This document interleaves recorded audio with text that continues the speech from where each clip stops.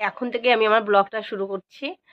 হ্যাঁ, তা সকাল থেকেই না ভাবছি ব্লগটা করব না। তারপর ভাবলাম কি না, আজকে 31st, কেন করব না। আজকে বছরের শেষ দিন, তা ব্লগটা তো করতেই হবে।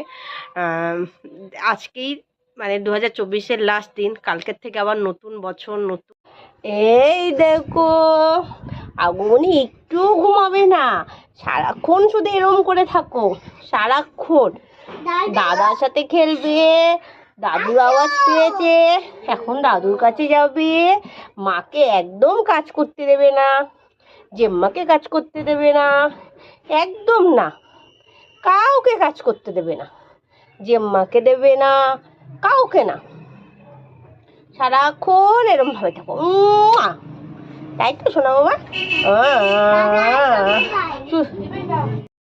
আজকের মেনু হলো যে ডিমের লাল লাল ঝোল, ডিম ভেজে নিয়েছি, পেঁয়াজ রসুন সব ছুলে নিয়েছি, টমেটো, এখানে আলু আর একটু গাজর ছিল, গাজরটাও দিয়ে দিলাম। এই যে এখন ডিম কষাচ্ছি। এই যে তৈরি হয়ে গেছে ডিমের লাল লাল ঝোল। গোটা গোটা লঙ্কা দিয়েছি, ভালো লাগে বেশ খেতে, জানো তো। আর যে ডিম ডিম আর এই যে গাজরও দিয়েছি। এই যে ডিমের ঝোলের মধ্যে গাজর দিয়েছে না, সেটা একমাত্র রাগ করবে হলো হাজব্যান্ড। আর তোমার সাথে আর একটা মজার ঘটনা বলি। তা আমি একবার এরমই ডিমের ঝোলের মধ্যে পটল দিয়েছিলাম। এবার ওকে যেমন ভাত দিয়ে খেতে সেরকম দিয়েছি, আর ওর একটা স্বভাব কি টিভি দেখতে দেখতে খায়, মানে হয় না কি মানে পাতে কি আছে সেগুলোর দিকে তাকায় না। তা ওর ডিমের ঝোলের মধ্যে ওর পটল দিয়ে মুখের মধ্যে পড়েছে। আর সেই টাইমে যদি সেই রিয়াকশানটা মানে দেখতে, আমি যদি ইউটিউব করতাম সেই টাইমে, তোমাদের একদম ভিডিওটা আমি দেখাতাম। আমার হাসিও পাচ্ছিল, আবার ভাবলাম ইস কেনই বা দিলাম। ঠিক আছে, মানে আমাদের এখানকার মানে এইবার শ্বশুরবাড়ির মানুষ মানে ডিমের ঝোলের মধ্যে আলুটাই চলবে, মাংসের মধ্যে আলুটাই চলবে। অনেক আছে না মাংসের স্টু খায় কিছু সবজি টবজি দিয়ে, আমাদের এই শ্বশুরবাড়িতে এগুলো চলে না। ঠিক আছে, মানে ওরা খায় না, ওরা এটাই ছোটোবার দিয়ে এরমভাবেই খেয়ে এসছে। তা অনেকে বলবে না ডিমের ঝোলের সাথে পটল যায় না বা গাজর যায় না, কিন্তু আমরা ছোটোবেলায় খেয়েছি ডিমের মধ্যে একটু পটল একটু একটু গাজর, শীতকালে বিশেষ করে, আর পটলটা হলো গরমকালে। ঠিক আছে, দিয়ে আমরা ছোটোবেলায় খেয়েছি। তা আমি সেরকমই করেছিলাম, আমার এখনও হাসি পাচ্ছে। তা আমি তো সেরকমই করেছি, আর ওর রিয়াকশানটা শুধু দেখতে। ডাক্তারবাবু আপনি বাড়ি আছেন? ও, একটু আমার না মাথাটা খুব ঘুরাচ্ছে, আমার একটু প্রেশারটা দেখে দিন তো, একটু প্রেশারটা দেখে দিন। হুম, চলে কোথায় যাবো? চলে যাবো? প্রেশার ঠিক আছে আমার? ও, সব ঠিক আছে? আচ্ছা, আমি সব কিছু খেতে পারবো?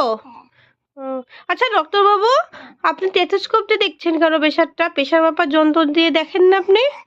তা কোথায় ওটা? এই ফার্স্ট টাইম দেখলাম আপনি টেথোস্কোপ দিয়ে আমার প্রেশারটা মাপলেন। এটা আপনি ডাক্তারি পাস করেছেন? ও, আবার মাপছেন? না আপনি ডাক্তারি পাস করেছেন? আবার টেথোস্কোপ দিয়ে প্রেশার মাপবে এখন? ও, আপনার সাথে টেথোস্কোপ দিয়ে মাপবে? হ্যাঁ, ও আচ্ছা আচ্ছা। ভিজিট কত আপনার? ভিজিট কত? কত টাকা? অনেক টাকা? কত টাকা? না আপনি যে অনেক টাকা বলছেন, আপনি তো ভুল প্রেশার দেখাচ্ছেন, টেথোস্কোপ দিয়ে প্রেশার মেপেছেন, তাও অনেক টাকা ভিজিট? কত টাকা? কেন?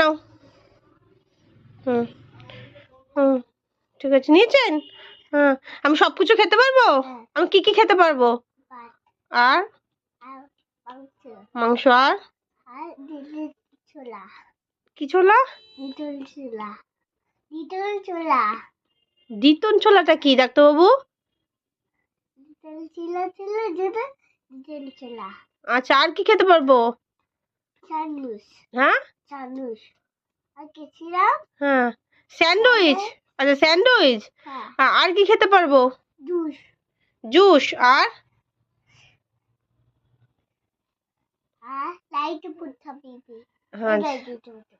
আচ্ছা, ওই নাইটিটা পরবো। আচ্ছা